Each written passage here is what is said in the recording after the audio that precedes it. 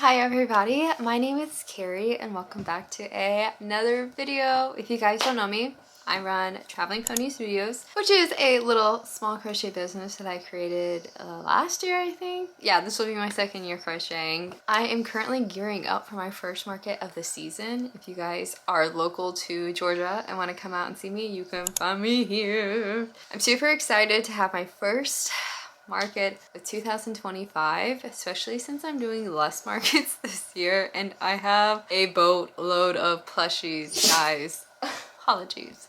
My dog is having a sneezing fit. This is a market that I'm quite accustomed to going to. I did it 3 times last year. I definitely did my fingers as 4, but I did 3 times and it's fairly close to my house. I actually have my plushies in a store at this location, so it's just something that I'm really familiar with. While it is a very expensive single day market because it is about $220 for one day, Saturday market from 10 a.m. to 5 p.m. It always does me well. I always consistently do well when I do this market and the people there are great. I have so many repeat customers that come out and see me. Like, I have had some that come out every single market, that travel and follow me to other shows. Everyone there is just so nice. It's so convenient for me. I don't have to factor in any crazy travel time. Some of the markets that I do, I also got accepted into this market right here, so this will be the main market that I'm attending. For that market, it's typically about a 45-minute to an hour drive to get there. It's another thing that I have to add into my kind of like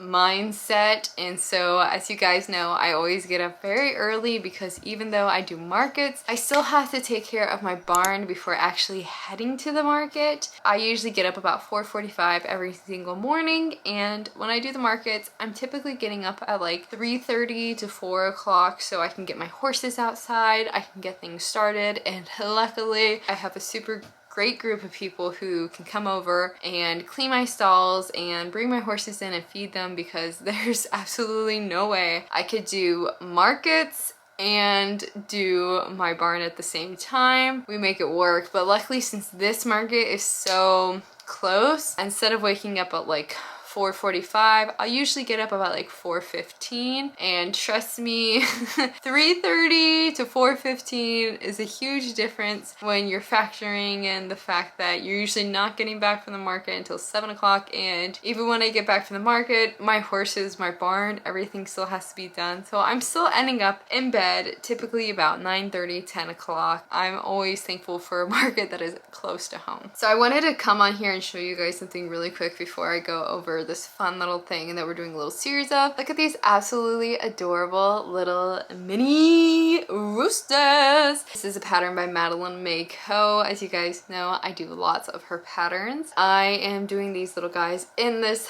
Feels Like Bliss, but I wanted to show you guys them. They're so stinking cute and they're weighted, so they got a little pellets in their tummy, and I just think they're cute. I'm gonna be very interested to see how they do at my next market, because between using Feels Like Bliss and doing the weights, I'm gonna have to price them up, and they're not big. I have the hands of like a kindergartner, like my hands are tiny, so they are not big at all, but the materials that are going into them are making them more expensive, but I still think they're super cute. I just am gonna be really interested to see how they're perceived. So I'll let you guys know. I'll have the roosters, the ducks, and then the bunnies, and maybe something else. I don't know for certain, but I want to show you guys this before we get into the main topic of today's video. One of my goals heading into 2025 is to, I don't know, elevate my setup a little bit more. I feel like my setup is kind of pretty solid. It's lacking some things. Like, I feel like anytime things can be stepped up, but sadly, if you've ever seen my setup, and if you saw my setups any market last year, you would know I have a ton of items. Heading into this first market, I have even more items. I have actually not sat down and gotten an inventory, but if I had to take a really good guess, I am roughly about 400 to 500 items right now, possibly even more, because there's a lot of small stuff, and I have a lot of very large items heading into this market last year, I did not have that many large items, and still my tables would be full of stuff. So heading into this year, I had to be like really particular because of having all these really large items and everything. I don't know how they're gonna sell because they're larger pieces, they're unique pieces, they cost more, but they take up a lot of space on my table. So there's not a lot of stuff that I can actually do with my table setup that I can change a ton. I had looked at a few things, didn't really work out as I thought and had planned. I typically, when I do my markets, have a 10 by 10 space. When I do the markets that I do, I see some people on YouTube, their 10 by 10 space is not like my 10 by 10 space when I do these markets. When you do the markets that I typically do, you have your 10 by 10 space, you have it marked off, you are butt and butt like right next to your market neighbor. You can't walk up the sides, there's no space in between the tents. I typically have my setup, so like I have a little gap in between my tables. I just do a U shape. That's been the best shape for me given the very limited space, and I typically am constantly going in and out of my tent to either restock or reset up items because they're constantly getting moved. There is just like no space. Like there's no space for my current setup to bring something that kind of sits off the thing and like pokes out. You can get yelled at the markets I've done. They do not let you go out of your 10 by 10 space. So my table options were very limited to kind of up my booth or my branding, so I decided to look at other things that I felt like I could do. 2025, I really wanted to get into custom branding. Now, let me say, I do not sell many online stuff. Like, I see some crochet people, they're constantly selling things online, whether it's plushies, eyes, any of that stuff. I don't really. I think last year I sold a grand total of like 4 or 5 plushies online. I did sell quite a few felt eyes. When I say that, I think I sold like 3 or 4 pairs or something, which just for me is pretty good. And I did just recently get my first ever safety eye order. I'm so excited to paint them tonight. I literally got them like last night, I think, so I'm gonna paint them tonight, and I'm gonna include like a freebie pair of safety eyes because this is my first ever order. Like, oh, I'm so excited. But I don't really do enough to justify custom branding in terms of like the online world, like getting custom bubble mailers, getting custom packing paper. Like I can't really justify it with the amount of orders I get.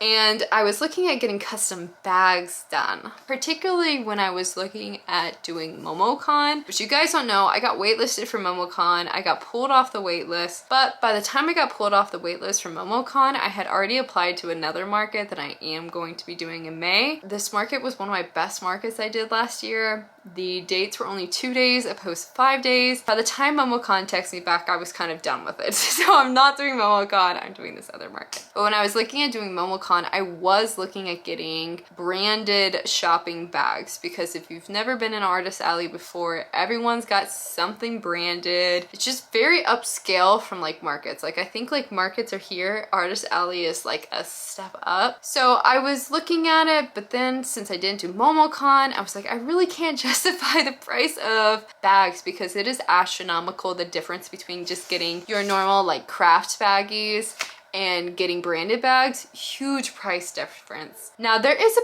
possibility I'm applied to get into a super big market here in Georgia that is called Gold Rush, that's in Dahlonega, for the end of the year. If I got into that market, I could potentially see myself doing some branding for bags depending upon how my market season goes. But if I got into that one, I could see it. But for my normal markets, it was like, yeah, no, I can't justify spending like thousands on bags for them to probably get thrown away. Instead, I started doing some research. I was like, guys, I want to like do something for my branding, but not going to cost me like an arm and a leg. I typically just use normal craft bags. Now I have a lot of different sizes. This is the smallest size. So for a plushie like this size, this is perfect for this bag. So I have this size. I have a bag that is, I think, technically called a wine bag that I use for my flowers. And I have 2 other sizes from that. Like one's like a step up. I don't I can't recall, like maybe an 8x10. And then I have a much larger bag that is typically if I have multiple orders. Sometimes people come to my table with like a lot of bags, and if they order something or they get something, then I give them a really big bag so they can put all their other bags into the big bag, even if they only have like one little item. Like I try and make it a little bit easier for them. I have all these bags,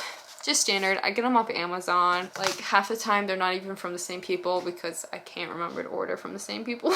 I was like, I want to do a little bit something more to add some flavor. I did some research on Etsy, good old Etsy, and I did look a little bit locally around me, but it's hard to find things locally around me, and just the regards that you get like 1,000 messages when you post things on Facebook. Not all of them are legit. Some of them were legit. But by the time I was like going through it, I was like, okay, I literally just want to be able to go on somebody's website, see the options, message a person, get my proofs back, and go from there. Like I didn't want to sit there and spend hours. I do not have hours to spend on like senseless, needless things. That's just not my life anymore. So I went on Etsy and I was able to find somebody who actually did custom stamps. I'll include a picture of the shop and everything if you guys are interested, but they did custom stamps. They had a few different sizes. Like actually I think the listing that I ended up going with had a ton of sizes, and they had different ones from like just your standard like little thing. I wanted one with a handle because I don't know,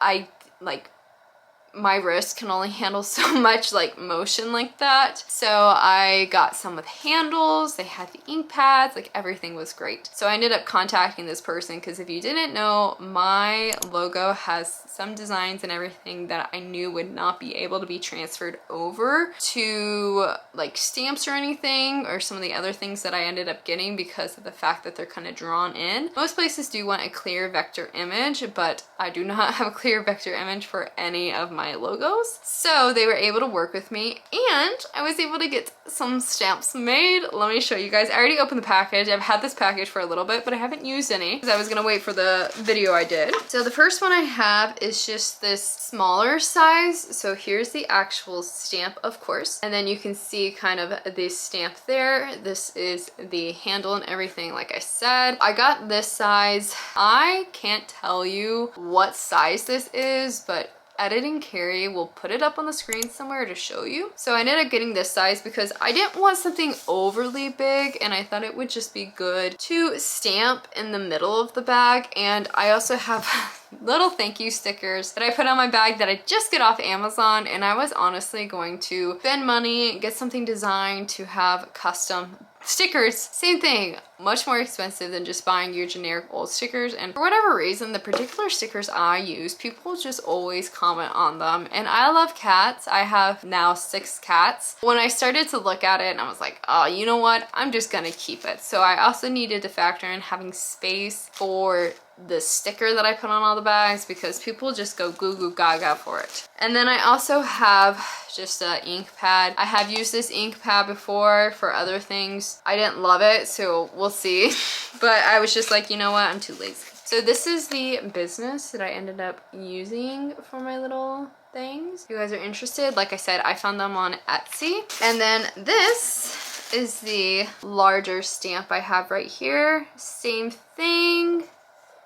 Right here. As you guys can tell, if you know my logo, I'll include a photo of my logo. If you know my logo, you would know there's tiny little hearts drawn into my logo. And because of the fact that I don't have a clear vector file, and because of the fact that the logo is actually hand drawn and painted, we had to omit the hearts, which was a reoccurring theme when it came to laser grading, any type of 3D thing. The hearts, because they weren't like very clear and definite and drawn on a separate layer, did not transfer well to any of the engraving type stuff. But if you actually look at my logo, the hearts are so small and they're kind of like transparent, like they don't stand out a ton, to the point where I was totally fine with it. I'm a pretty no hassle like type of person. I don't like confirmation or confrontation. I'm not a very big fan of that. So, you know, I'm pretty good with the flow. As long as the vibes are the same and people can go, oh, okay, that's like the most important thing is there. My name, my horses. That's all I care about. So guys, we're gonna try and stamp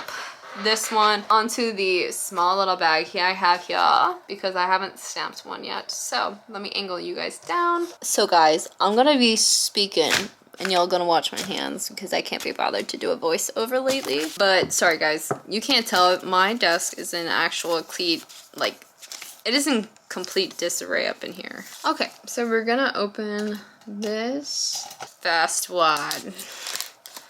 Got my huge scissors.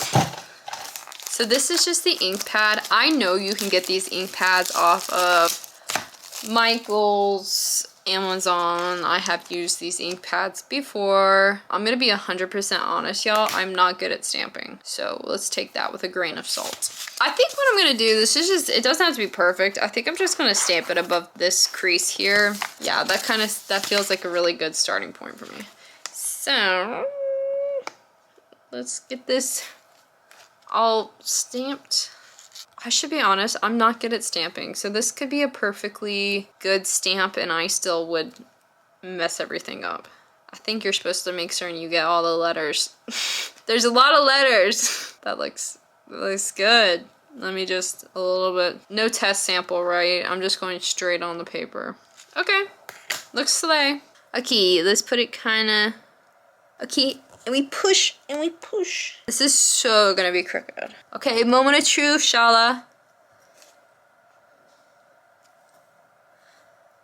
Okay, it's gonna work. This is what it looks like. Honestly, this is a me problem. This is not a stamp problem. This is a Carri problem. I'm pretty pleased with it. I'm gonna try another one and I will try and get better at stamping. But I think once Carri fixes her stamping problem and gets this filled in, it's gonna look good. So give me a minute. Let me grab another one. I did one on my own. I'm just not good at stamping. This is not gonna be a me job. This is gonna be, as you guys know, my mother helps me and she does a lot of the fastening off rose stuff. I'm not good at assembling flowers to save my life. And she is really good at this type of stuff. I suck at this type of stuff. I absolutely, like, you know those people who have really good, like, what do you call it? Really good skills about, like, drawing a straight line. I do not draw a straight line. Perfect circle. Like, I'm not gonna say she's not OCD or anything like that or perfectionist, but she's much more good with the details. Sometimes when it comes to stuff like this where it's just like, I don't care. I just get the job done. This one ended up much better. I got it a little bit lower, but I think by the time you like actually puff everything out, it'll look good. And like I said, I didn't want anything too big, too overpowering. It's gonna have something else on it, but I think it turned out super cute. And I'm super pleased with the quality of the stamp. Granted, I have not stamped with the larger one, of course, yet, but I can't believe it's anything different. It is literally the same stamp proof, but I know if I had problems with this one, I'm gonna have problems with this one, and I'm just gonna get a really big ink pad. When I bought these stamps, they didn't have the largest ink pad in store. So I'm gonna get the really big one because it would take me a long time to ink this compared to something this size. And look, I already got black ink on it because, like I said, I don't really care about not getting stuff on things. So it turned out super, super cute. I think this is going to be a great way to, as of right now, brand my products or, you know, have a little bit something on the bags and not spend an arm and a leg on it. With that being said, do I foresee myself doing my branding like this forever? No. I definitely would want to in the future, like I said, go a little bit more in the route of branded bags, doing things like that. But for an easy way to add something extra to my bag that is not crazy expensive, this is definitely what I want to do. It's more time than slapping a sticker on it, but since I do have help and someone who's willing to help me put everything on the bags, I am totally pleased with it, super happy. So if you guys are interested in getting your own stamps made for your business and everything. I'll include the person who did this on Etsy. It was a super easy process. I literally sent them over my logo file for my business. They sent me back the proofs, and the turnaround on this was super good. I think honestly, by the time I ordered it on the weekend, so I kind of knew that my delays, like I think I ordered it on like a Thursday or Friday, so I automatically knew things were going to be delayed because of Saturday, Sunday being taken off typically from businesses and everything. So I think in total it took maybe a week to get, which is really good considering there's been other things I have ordered from people that take like 2 or 3 weeks, and that week included like the proofing and everything for me to agree upon it. So I have absolutely no complaints here. Let me know if you guys like the little stamp. I'm pretty pleased with it. I'm super excited to do it to my bags for this 2025 season, and let me know if you guys are doing anything to also upgrade your type of market setup or how you do things. I'd love to know. Without further ado, I will see you guys on part, oh gosh, we have at least 4 more parts if I highlight each product. One of the products I am so excited for. If you follow my Instagram, you will 100% see what this product is, because there's no way I'm gonna be able to like not take photos of it. Like OMG, I haven't gotten it. It's supposed to come in the mail today, but I already know I'm gonna be freaking out over it. So follow my Instagram if you aren't already. That's where I do a lot of my daily posting and just like a lot of my like actual life outside of YouTube. YouTube long videos are always going to be delayed and always be like a couple weeks behind typically. I'm super excited about this, and I hope you guys enjoy the video and look forward to whatever product I highlight next, because like I said, there's 4 more coming. I hope you guys have an amazing day, and I'll see you in the next one. Bye!